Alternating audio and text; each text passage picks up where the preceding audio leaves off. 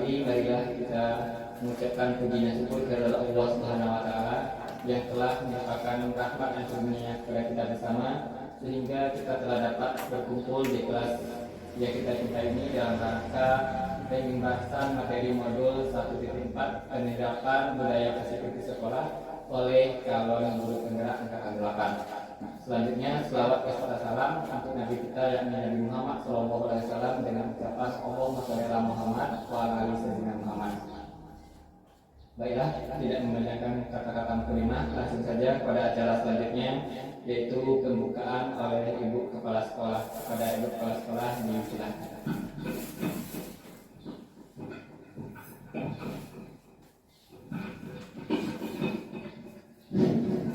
Assalamualaikum warahmatullahi wabarakatuh. Alhamdulillah, tak bosan-bosannya puji dan syukur tidak Allah Subhanahu wa taala kita berikan. Karena tadi izin beliau kita dapat berkumpul di ruangan ini yaitu untuk melaksanakan kegiatan dari CGP yang berjudul Pembahasan Materi Modul 1.4 Penerapan Budaya Positif di Sekolah. Selawat beriring salam kepada Nabi kita Nabi Muhammad SAW yang telah memberi kita hidayahnya, yang telah memberi kita kesempatan, yang telah memberi kita menjadi manusia-manusia yang sempurna pada saat ini.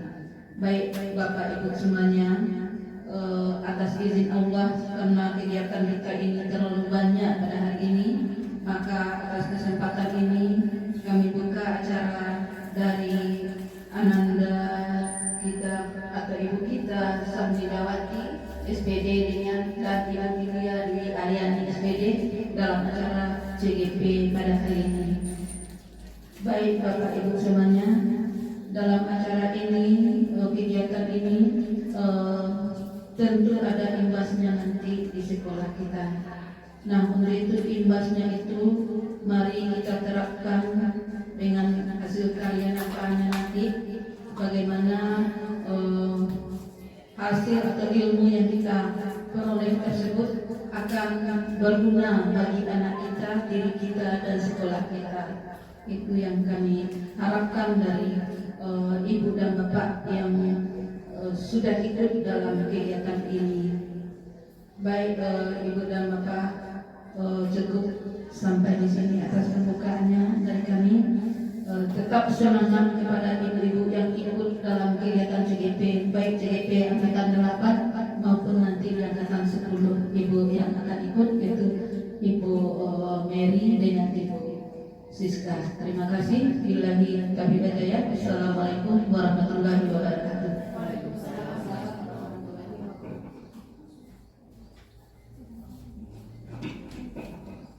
Terima kasih kepada kepala sekolah yang telah membuka acara kita pada kesempatan kali ini. Mudah-mudahan acara kita lancar dari berakhir oleh Allah hendaknya. Selanjutnya yaitu adalah desiminasi dari Ibu Safidawati. Kepada Ibu Safidawati disilakan.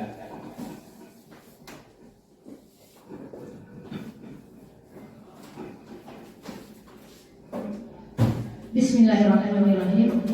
Assalamualaikum warahmatullahi wabarakatuh. Alhamdulillah rabbil bersyukur kita kepada Allah yang mana pada kesempatan siang ini kita sudah bisa dikumpulkan kembali atas izinnya. Kemudian selawat dan salam kita kirimkan kepada Allah untuk disurahkan kepada Muhammad sallallahu alaihi wasallam. Allahumma shalli ala sayyidina Muhammad wa ala ali sayyidina Muhammad. Yang terhormat Kepala Sekolah SDN 07 Kampung Jawa, yang sama-sama kami hormati Bapak dan Ibu guru yang sudah menyempatkan untuk hadir bersama kami di sini. Baiklah, kami dari CGP Angkatan 8 akan mendesimasikan modul aksi nyata kami 1.4. Kami akan perkenalkan diri. Nama saya Safnidawati, CGP Angkatan 8 Kota Solo, bersama nanti rekan kami Ibu Yulia Dwi Aryani SPD juga sama-sama Kami berjuang di angkatan 8 ini untuk belajar lebih baik lagi. Baiklah, adapun tujuan kami untuk berdiri di depan ibu bapak semua, yang pertama, kami betul-betul mengadakan aksi nyata kami yang mana di modul 1.4 ini adalah tentang budaya positif di sekolah. Yang kedua, kami dapat ilmu sedikit. Kata orang, ilmu yang sedikit itu kalau kita simpan tidak ada manfaatnya, tapi kalau kita berbagi, alhamdulillah berkah bagi Allah. Kemudian yang ketiga, kami ingin berkolaborasi dengan Bapak dan Ibu semua, karena dengan kolaborasi inilah apapun kegiatan kita insya Allah akan terlaksana, apalagi tentang positif di sekolah kita. Baik Bapak Ibu, tinjau kembali tujuan pendidikan menurut KHD. Pendidikan adalah menuntun segala kekuatan kodrat yang ada pada anak-anak agar mereka sebagai manusia maupun anggota masyarakat dapat mencapai keselamatan dan kebahagiaan yang setinggi-tingginya. Sebagai pendidik, kita tentu menyadari bahwa setiap anak adalah unik dan memiliki kodratnya masing-masing. Tugas kita sebagai gurulah menyediakan lingkungan belajar yang memungkinkan setiap anak untuk dapat tumbuh dan berkembang secara maksimal sesuai dengan kodratnya masing-masing dan memastikan bahwa dalam prosesnya anak-anak tersebut merasa selamat dan bahagia. Sekarang Bapak dan Ibu, kata dari tujuan tadi, kita sebagai guru menuntun. Di selama ini mungkin kita bisa menyadari apakah kita sudah menuntun anak-anak didik kita? Apa arti menuntun itu kira-kira Bapak dan Ibu? Membimbing, mengarahkan, ya, membina sesuai dengan kodrat dan bakat yang dibawa oleh anak. Itulah tugas kita sebagai seorang pendidik. Atau juga seorang pendidik kita adalah sebagai seorang petani.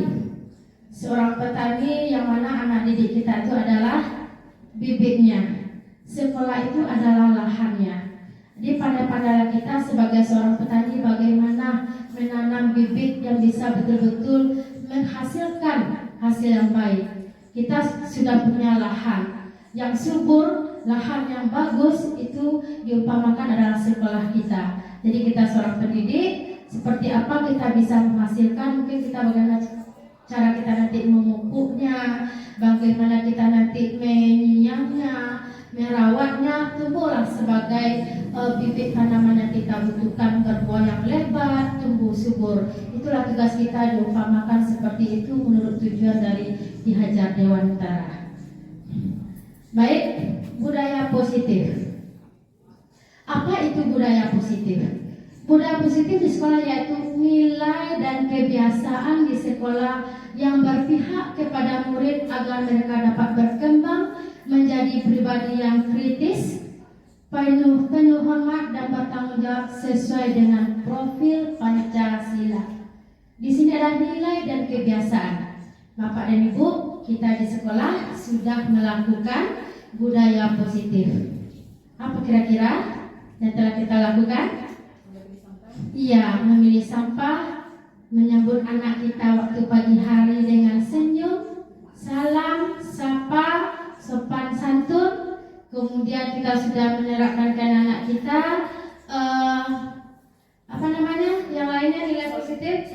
Ya, sholat berjamaah, bersedekah, kegiatan kita setiap hari Jumat.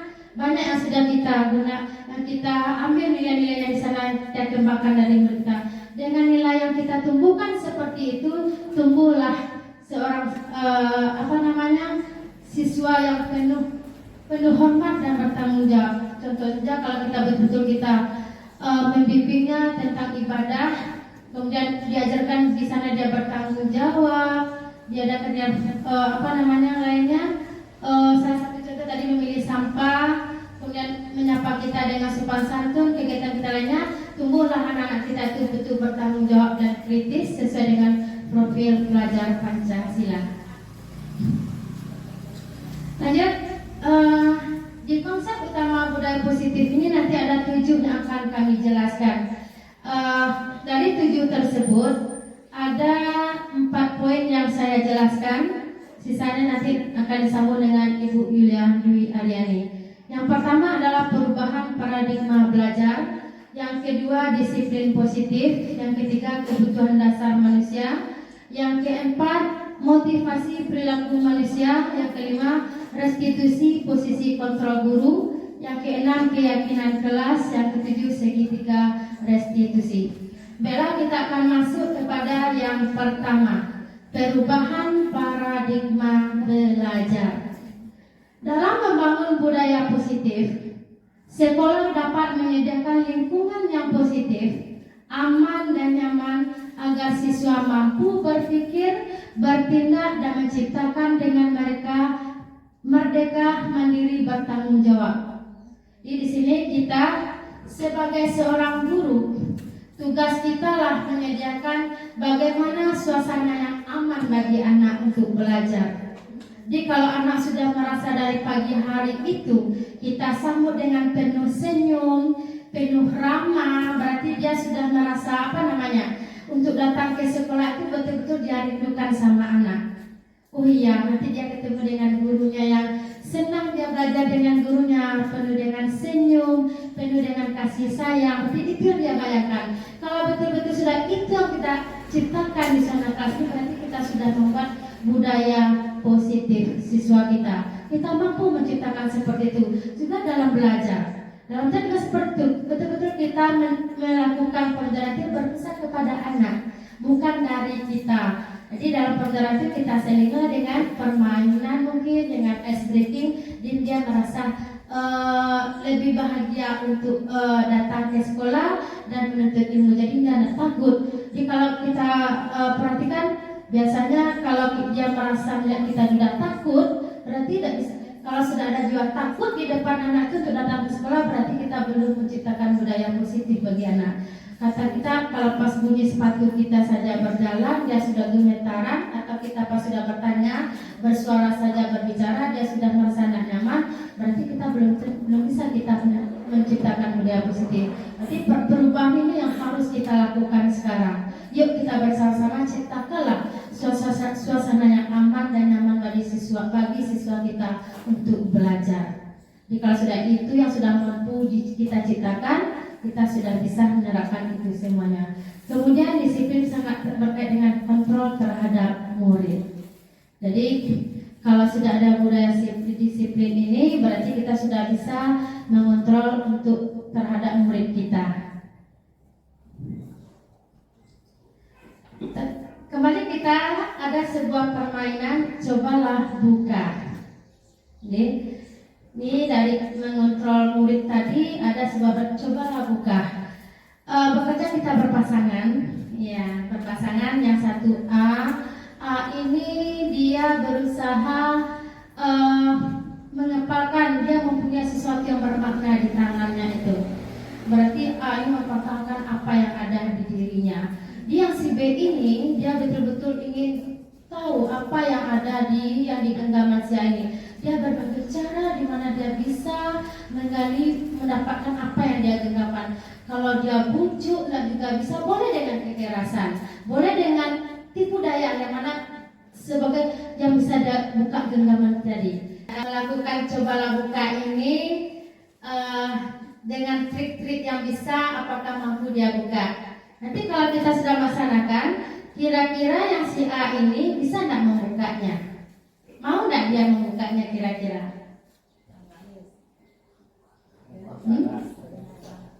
Bisa tidak?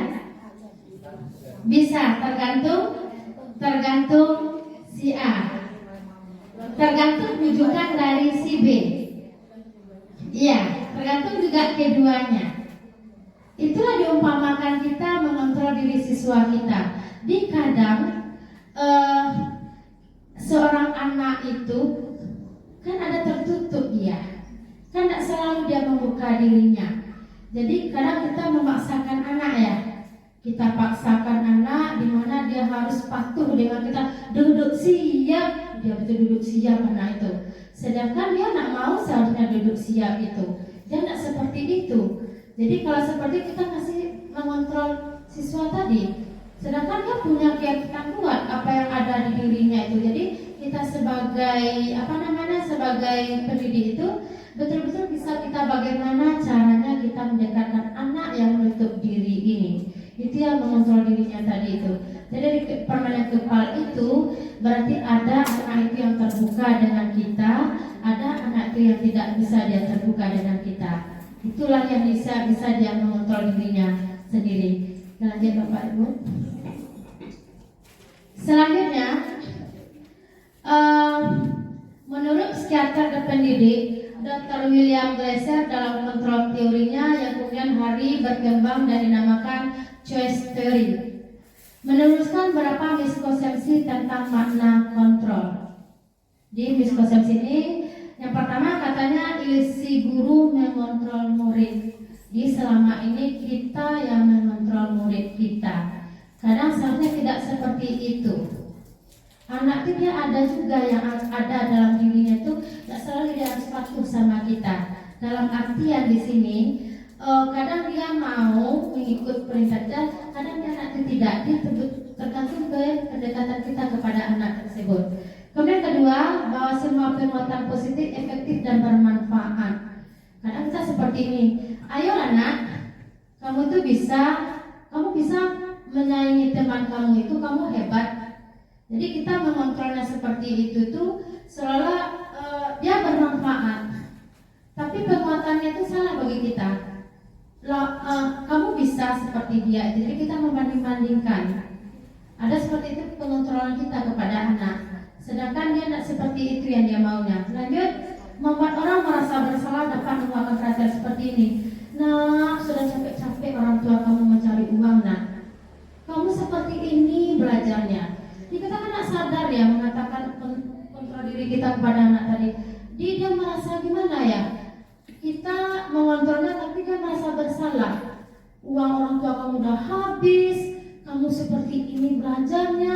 Nah ibu, seperti itu. Nah kasihan kamu sama orang tua kamu. Dia jualan dari pagi sampai sore.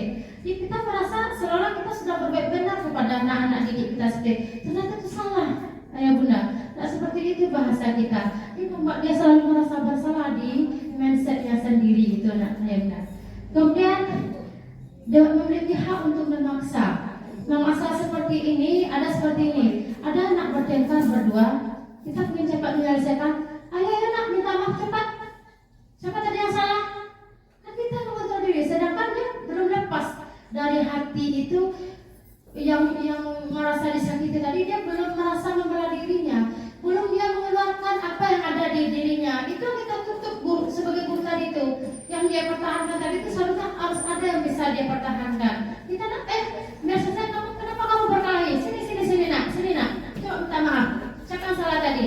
Jadi kita langsung saja seperti itu. Jadi kan salah mengontrol diri anak kita jadinya kan. Itu makanya menurut teori William Glasser ini seperti itu tentang kontrol kita terhadap anak, sama dengan permainan cobalah buka tadi. Jadi sebagai seorang pendidik itu kita betul-betul bisa bagaimana kita masuk kepada jiwa anak didik kita, bisa kita mengontrol dia tapi dia membuat nyaman, merasa aman dia di sana.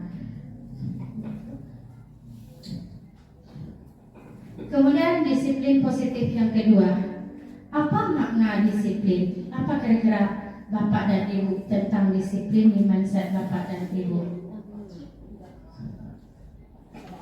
Peraturan, ya, peraturan yang harus kita taati, yang harus kita ikuti, itu makna disiplin. Di sini menurut ini ternyata makna disiplin itu berasal dari bahasa Latin yang artinya belajar. Makna asal dari katanya berkonotasi dengan disiplin diri dari menurut Socrates dan Plato.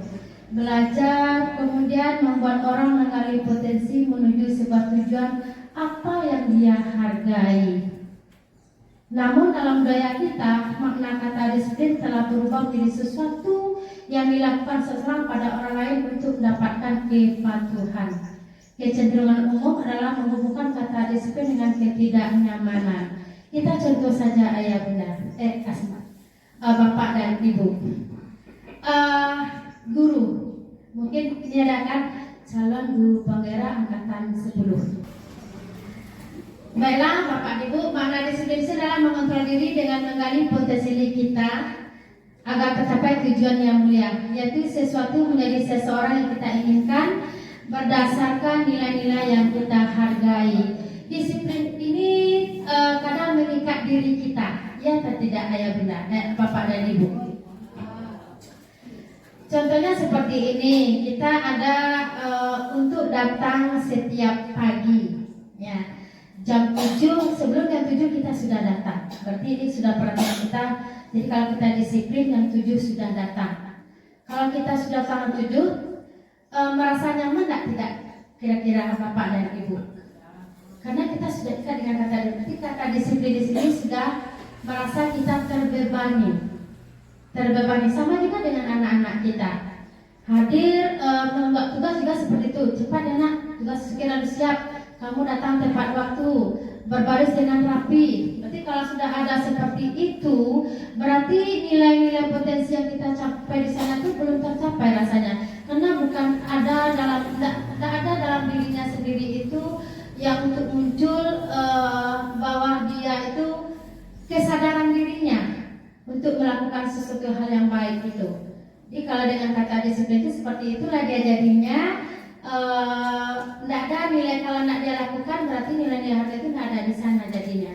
Jadi kalau dia sudah disiplin di sana itu, kalau sudah ada kesadaran di dirinya tersebut, berarti nilai-nilai yang ada di sana itu bisa kita gunakan untuk anak kita semuanya.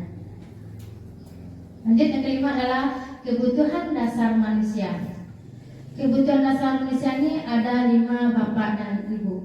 Yang pertama adalah kebutuhan untuk bertahan hidup. Yang kedua, cinta dan kasih sayang. Kemudian yang ketiga, kebebasan. Kemudian kesenangan dan terakhir kekuasaan. Kebutuhan dasar manusia itu dari kelima ini kita coba dalam sebuah kasus. Ya, ini kasusnya. Ibu Ambar, guru wali kelas 2A di SD Pelita Hati, sedang bingung menghadap ulah salah satu murid di kelasnya Doni. Beberapa anak di kelas 2A telah datang padanya dan mengeluhkan Doni seringkali meminta bekal makan siang mereka dengan paksa. Jika Anda menghadapi situasi seperti Ibu Ambar, apa yang akan Anda lakukan? Coba Bapak dan Ibu. Ya, bertanya langsung kepada Doni kenapa dia melakukan seperti itu. Ada lagi Bapak dan Ibu? Menurut Anda kira-kira apa alasan Doni melakukan itu? Mungkin tidak ada dari rumah membawa bekalnya. Berarti ada lagi yang lainnya? Lupa dia membawa bekalnya. Ya, kita nanti akan kita kaitkan dengan 5 kebutuhan dasar manusia ini. Ini kan menurut kita. Berarti sebagai guru kita pasti harus tahu alasannya kenapa Doni seperti itu. Pasti dia punya alasan.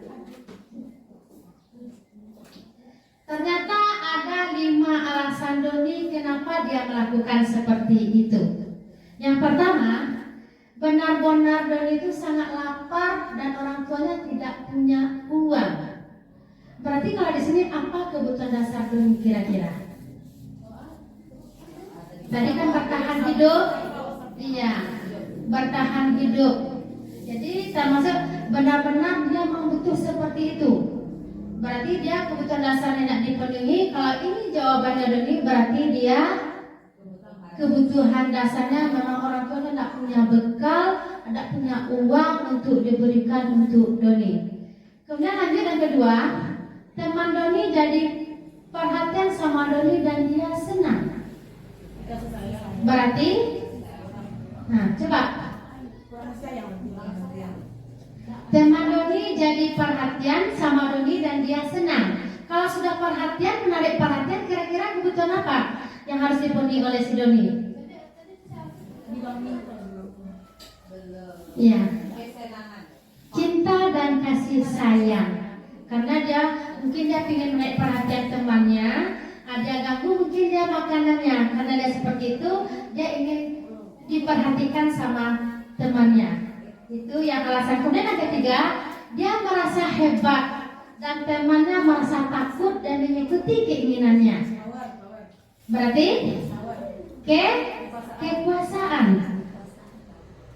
Dia merasa hebat dan merasa takut mengikuti keinginan. Jadi kalau anak seperti itu, yang anak yang kekuasaan itu biasanya tuh anaknya yang apa namanya ya, yang ingin dia jadi pemimpin.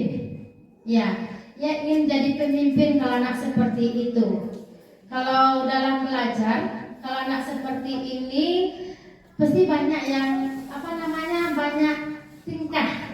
Ya, kalau kita kadang menyebutnya bukan kepo, MPO ya, sama dengan itu. Bukan melihat perhatian dan kasih sayang, enggak. Kalau ini dia kan merasa takut temannya ingin bersama dia, ingin takut dari dia. Kan kekuasaan, dia ingin menjadi seorang pemimpin. Berarti kalau dalam pelajaran seharian itu biasa kita bukan anak nakal ya, yang selalu menunjuk di kamu terus yang berulah. Jadi kan kadang dia menjadi ingin berkuasa di situ kan, sebagai pemimpin. Berarti kalau seperti ini kita mengarahkannya kemana arah kebutuhan dasarnya. Lanjut. Yang keempat, Doni merasa bosan dan dengan bekal yang dibawakan mamanya, jadi Doni ingin kebebasan. Mungkin mamanya kasih bekal ke roti saja terus, atau mungkin nasi goreng saja terus. Dan anak pasti dia punya kebebasan memilih makanannya. Dia mungkin ingin bervariasi seperti temannya membawa bekal. Mungkin mamanya hari ini yang diberikannya hari ini. Kemudian kalau melihat makanan temannya berbeda dengan punya dia, makanya dia ingin seperti itu. Ini kalau alasan dunia nomor 4 ini, bahwa dia ingin bebas, berarti kebutuhan dasar seperti itu. Yang terakhir, Doni iseng sama temannya, senang lihat temannya marah atau menangis. Iya, itu yang kesenangan. Dia ingin senang artinya mengganggu temannya yang tidak punya. Kalau temannya sudah marah, di kepuasan hatinya itu lepas, oh ya sudah saya disengit teman ini. Ini kebutuhan dasar tadi. Jadi kita sebagai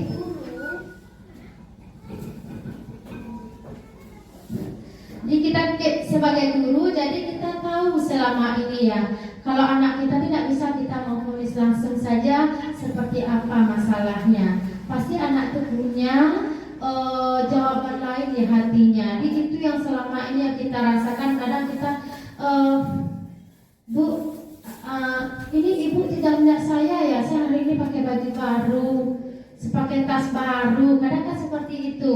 Dia ingin diperhatikan anak-anak kita.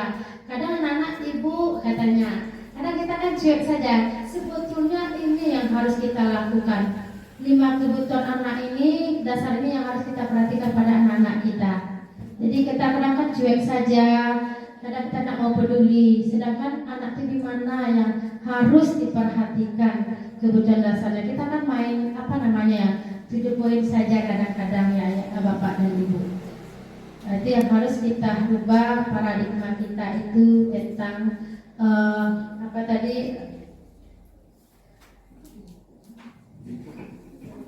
kebutuhan dasar manusia. Lanjut, yang keempat adalah motivasi perilaku manusia. Ini yang tadi perilaku motivasi manusia. Kita contohkan diri kita saja. Kita disuruh sama kepala sekolah ikut pelatihan. Ya, ikutlah pelatihan. Kira-kira mau nggak Bapak ikut disuruh sama kepala sekolah? Ikut pelatihan, kata kepala sekolah ada dari dinas. Pasti kita ikut, karena kepala sekolah yang menyuruh. Iya tidak? Iya. Dengan terpaksa. Motivasi apa yang muncul di sana? Eksternal. Mungkin juga kita mau, oh ya pelatihannya ada uang jalannya, ada uang transfernya, uang transportnya. Mau kita ikut. Ya, sama juga dengan Bu Siska ikut ya kita ke kepala sekolah. Sudah mendaftar ya Bu Siska? Sudah, dia sudah. Sudah dia lakukan itu motivasi apa yang dilakukan? Yang sudah dilakukan sama Ibu Siska? Eksternal. Kata Bu Mary, oh ya saya ikutlah.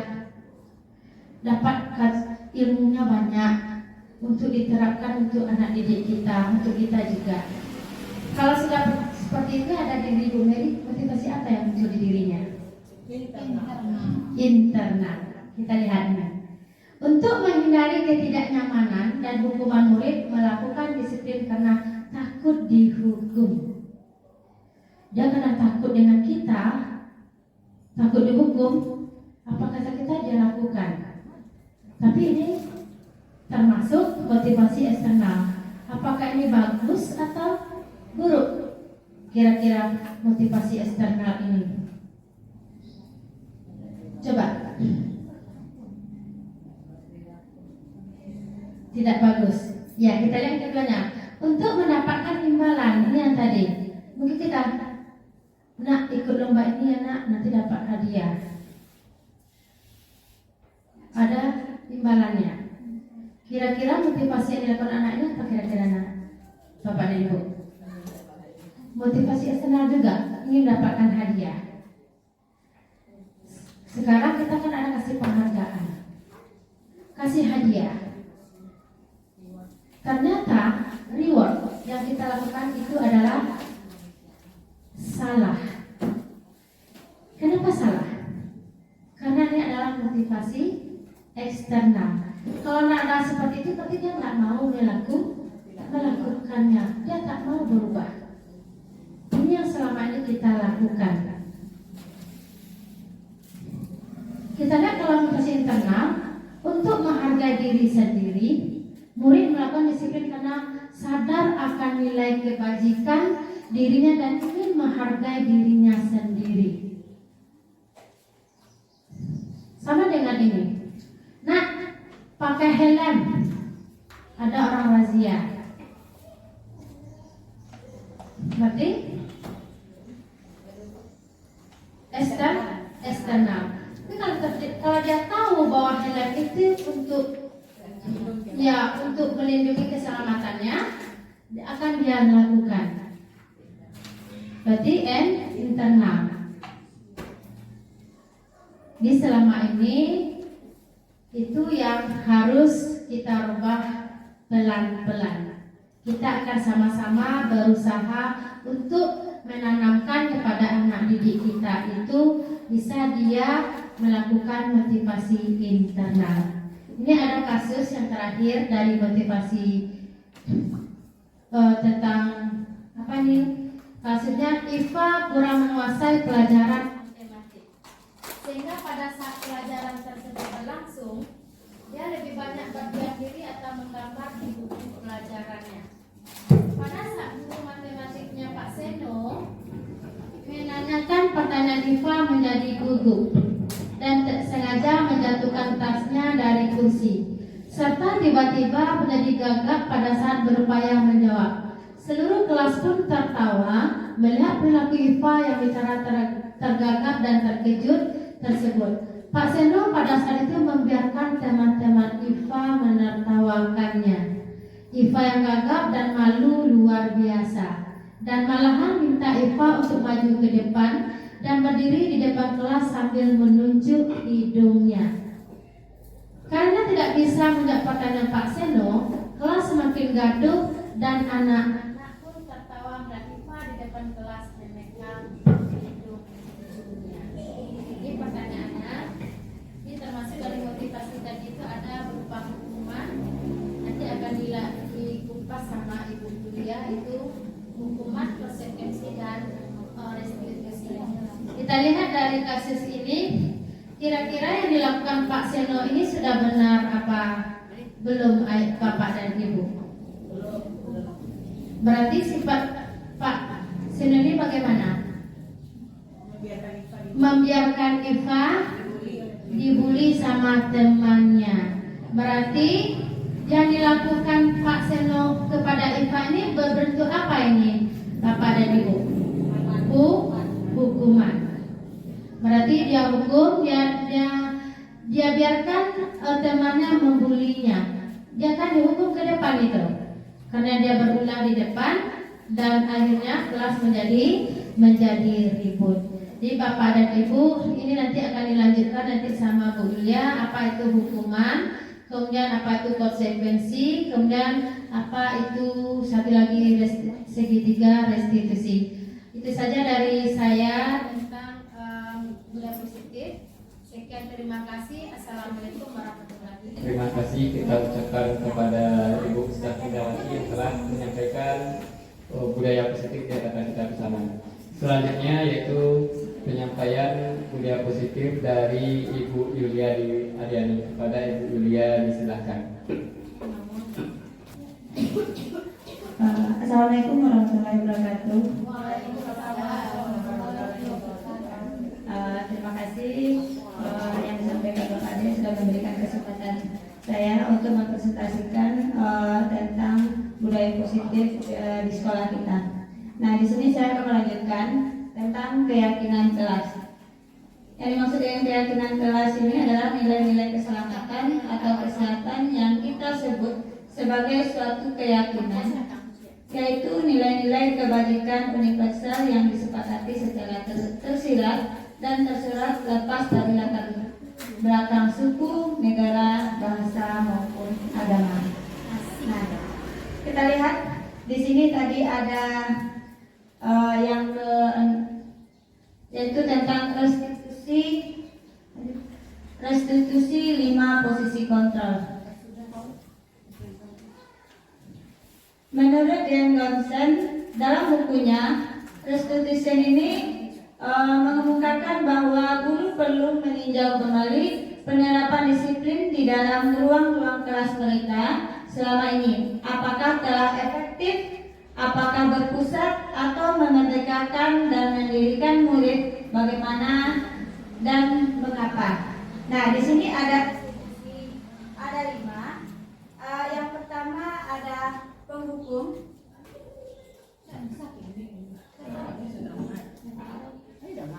Nah, yang kedua ada tentang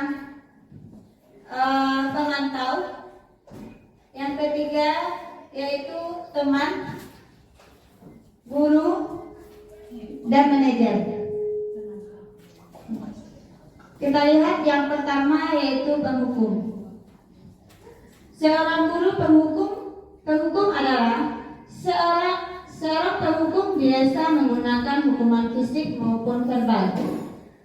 Orang-orang yang menjalankan posisi penghukum senantiasa mengatakan bahwa sekolah memerlukan sistem atau alat yang lebih menekankan murid dengan cara lagi. Nah, di sini ada kata-kata patuhi aturan saya atau awas, jadi mengancam. Yang kedua, kamu selalu salah. Ya, itu adalah kata-kata penghukum. Kita lanjut yang kedua, yaitu membuat merasa bersalah. Pada posisi ini biasanya guru akan bersuara lebih lembut. Membuat merasa bersalah akan menggunakan keheningan yang membuat orang-orang merasa tidak nyaman, bersalah atau rendah diri. Di sini ada kata-kata untuk membuat merasa bersalah. Ibu sangat kecewa sekali dengan kamu. Yang kedua, berapa kali Bapak harus memberitahukan kamu ya? Nah, itu adalah kata-kata pembuat merasa bersalah. Kita lanjut yang ketiga, itu yang kelima, teman. Guru pada posisi ini tidak akan menyakiti murid, namun akan tetap berupaya mengontrol murid melalui persuasi. Posisi teman pada guru bisa negatif ataupun positif. Di sini positif berupa hubungan baik yang terjalin antara guru dan murid. Guru di posisi teman menggunakan hubungan baik atau humor untuk mempengaruhi seseorang. Di sini ada kata-katanya ketiga. Ayo bantulah demi Bapak ya. Yang kedua, ayo ingat tidak bantuan Bapak selama ini. Yang ketiga, ya sudah, kali ini tidak apa-apa, nanti Ibu bantu bereskan. Kita lanjut yang keempat, yaitu guru sebagai pemantau. Pemantau adalah kita memantau berarti mengawasi. Pada saat kita mengawasi, kita berkewajiban atas perilaku orang-orang yang kita awasi. Di sini ada kata-kata pemantau. Peraturan apa yang telah kamu lakukan. Kita lanjut. Yang kelima yaitu guru sebagai manajer. Manajer adalah posisi terakhir. Manajer adalah posisi di mana guru tersebut sesuatu bersama dengan murid, mempersilahkan murid mempertanggungjawabkan perilakunya, mendukung murid agar dapat menemukan solusi atas permasalahan sendiri. Jadi yang manajer ini adalah kita bertanya kepada siswa yang merasa bersalah dan dia juga yang akan mencari solusinya. Di sini ada kata-kata apa yang kita yakini. Apa kamu meyakininya? Jika kamu meyakininya, apakah kamu bersedia memperbaikinya? Jika kamu memperbaiki ini, hal ini menunjukkan apa tentang dirimu? Nah, ini adalah posisi kontrol restitusi. Di sini ada identitas gagal dan ada identitas sukses. Mana yang termasuk identitas gagal? Di sini adalah hukuman. Sesuatu yang menyakitkan harus terjadi. Yang kedua, tidak nyaman untuk murid atau anak untuk jangka panjang. Yang ketiga, korban mendapat keadilan. Yang keempat, murid atau anak akan tersakiti. Ini adalah restitusi penghukum. Jadi ini adalah identitas gagal. Mana yang termasuk identitas sukses? Yaitu disiplin, ada konsekuensi dan restitusi. Yang pertama kita bahas konsekuensinya. Sesuatu harus terjadi. Yang kedua, tidak nyaman untuk murid, anak untuk jangka pendek. Yang ketiga, korban biasa diabaikan. Yang keempat, murid atau anak dibuat tidak nyaman. Restitusinya merupakan pilihan menguatkan untuk murid atau anak dalam jangka panjang. Korban mendapatkan ganti. Yang keempat, murid atau anak mendapatkan penguatan.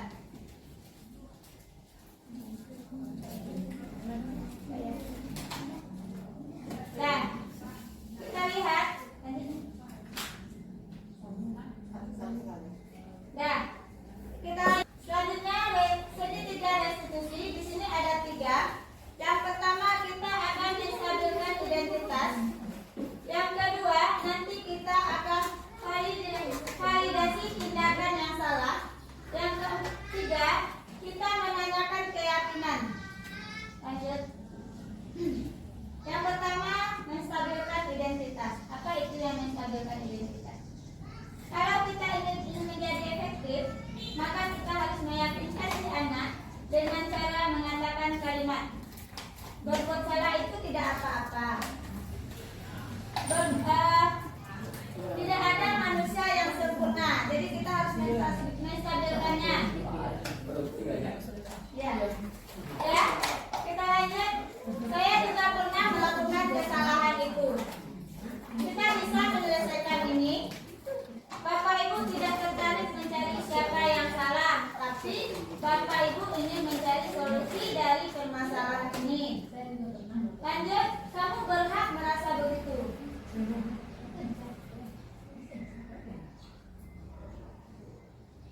Nah, kita lanjut. Apakah kamu sedang menjadi teman yang baik buat diri kamu sendiri? Itu adalah kata-kata untuk menstabilkan identitas. Kita lanjut yang kedua, validasi tindakan yang salah. Nah, ini adalah kata-kata padahal kamu bisa melakukan yang lebih baik buruk dari ini ya. Kamu pasti punya alasan mengapa melakukan hal ini. Kamu patut melindungi sesuatu yang penting buatmu. Kamu boleh mempertahankan sikapmu, tetapi kamu harus menambahkan sikap yang baru. Nah, itu adalah tindakan yang salah. Kita lanjut menanyakan keyakinan.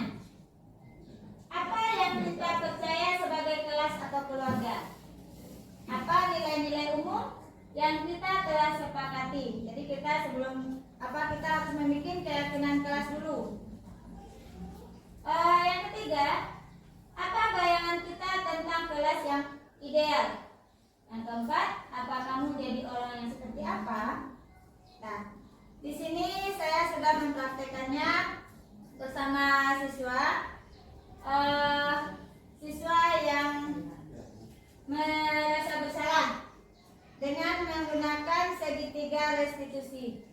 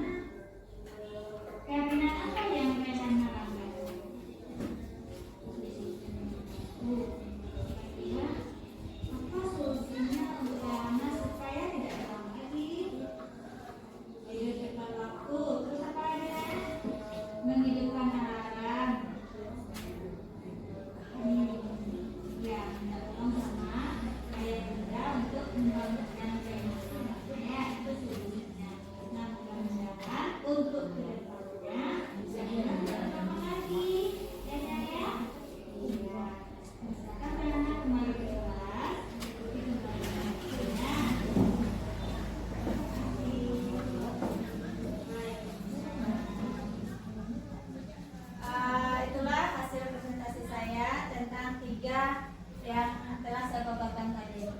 Kami ucapkan terima kasih. Assalamualaikum warahmatullahi wabarakatuh.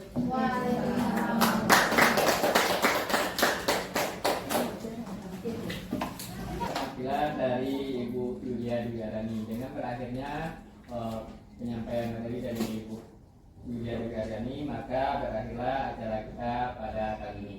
Mudah-mudahan bermanfaat untuk kita. Saya selaku pembawa acara dari awal sampai akhir. Jika ada salah kata, mohon maaf. Akhir kata berarti kasih Assalamualaikum warahmatullahi wabarakatuh. Waalaikumsalam.